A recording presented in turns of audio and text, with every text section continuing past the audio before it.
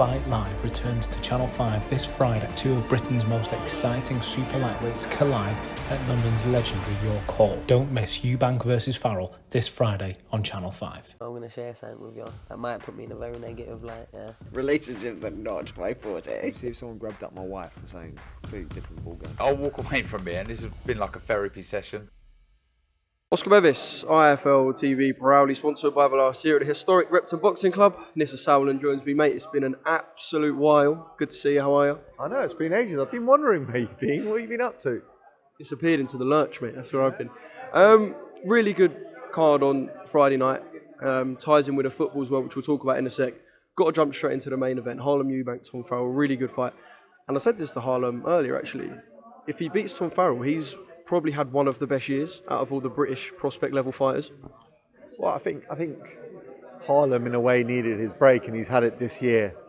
People are really starting to stand up and take notice of him. And I just want another big conclusive performance tomorrow night, and it'll be a wicked end to the year for him. Like next year's going to be massive.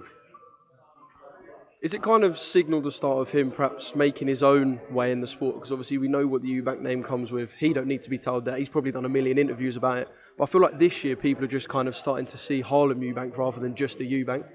Yeah, I mean, but a lot of people would take take a lot of pressure from him, but he just doesn't seem to feel pressure. Such a nice kid. He's got a lot about him, and he can fight as well. So I think he's going to do the Eubank fighting name a lot of good. Liam Williams as well, good to see him back after a 10-month break out of the ring. And speaking to him, he just says it was nice to have that break. And I suppose now we're looking at a fighter in Liam who is probably itching to get back into them big fights. Once you've been in them, you kind of don't really want to get away. Yeah, I wouldn't overlook the opponent tomorrow though. He's not.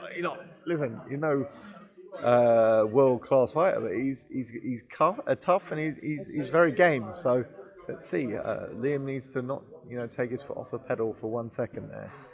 But no, it's good to have Liam Williams back in the ring.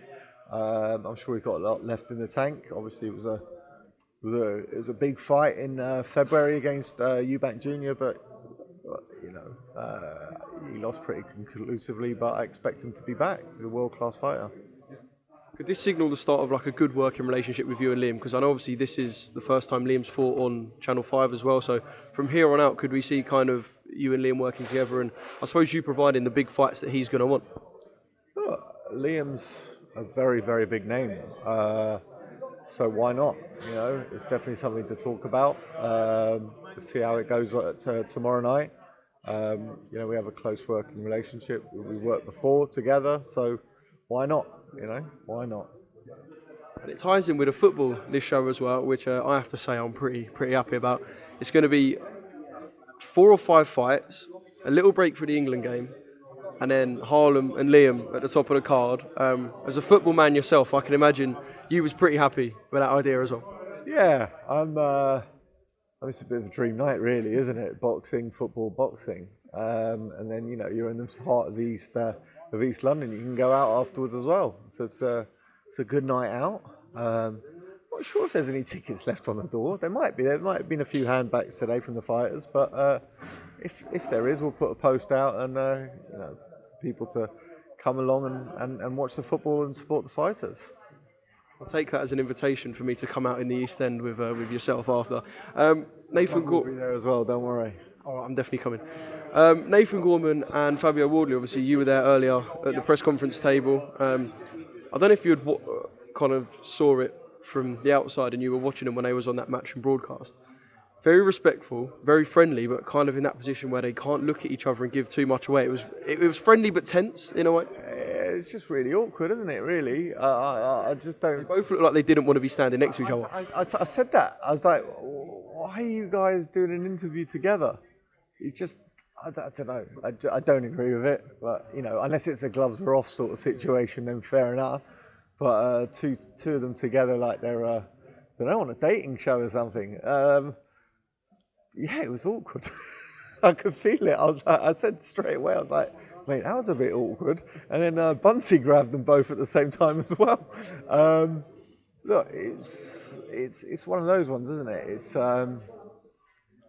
they're respectful guys. They're not; those guys aren't ever going to talk crap, and they're gonna knock lumps out of each other on Saturday night. And like I said at the press conference, I think the odds are mad.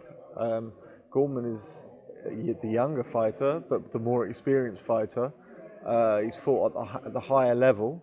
I think Gorman will win, and the odds are amazing. If anyone fancies a flutter, look, I look through Gorman tinted glasses most of the time, but I think the best win was it Molina, and he had trouble in that fight.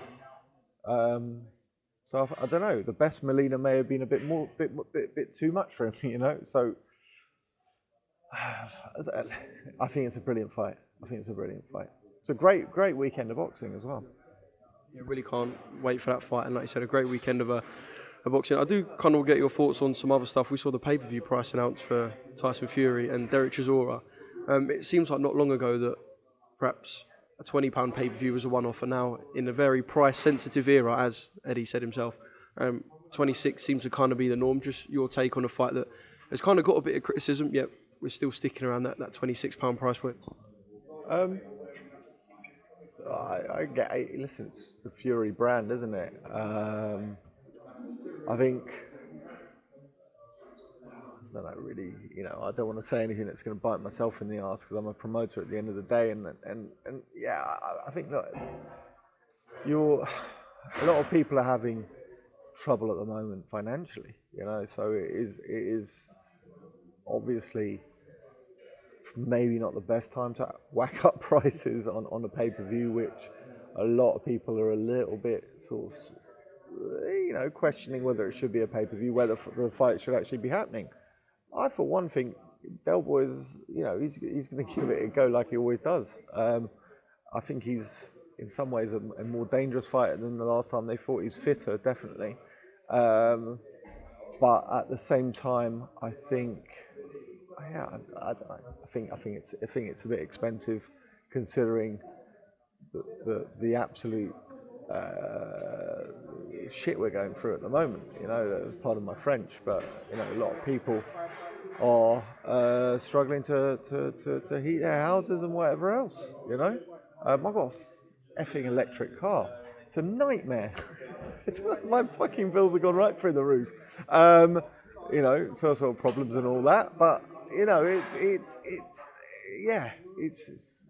pretty expensive. Considering, well, like you said, the Fury brand, do you still expect the fight to do well on pay-per-view, regardless of the price point, simply because Fury has kind of a monster of a brand behind it? I think it boils down to, if you don't want to watch it, don't fucking watch it. Is that what all pay-per-views ever boil down to, I suppose? Yeah. But I think a lot of people may,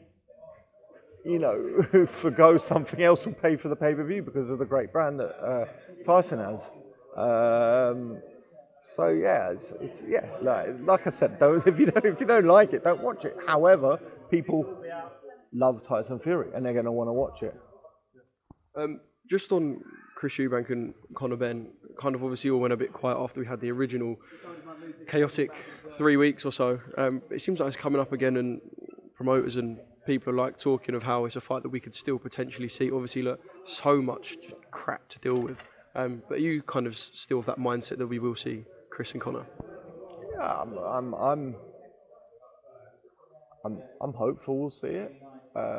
Is that because you're involved in the fight? I suppose that you kind of have to be optimistic in the situation. I think destroyed me. Yeah, if I'm honest, like the whole sort of events of that, it was painstaking to go through. The question is, does it happen? Yeah, I think it does. I think it will happen, and I think it'll be a massive fight. I can't speak for Conor. I think his legal teams are working a lot on it. I think he could do with doing a bit of PR around it as well. That's my honest opinion. I think just he needs to come out and address the public properly on what's gone on. I understand that there's a legal process that they have to follow as well. But yeah, I'm hopeful the fight will happen. I think Eubank can't wait around for Conor, but you know, we've got to see how it pans out.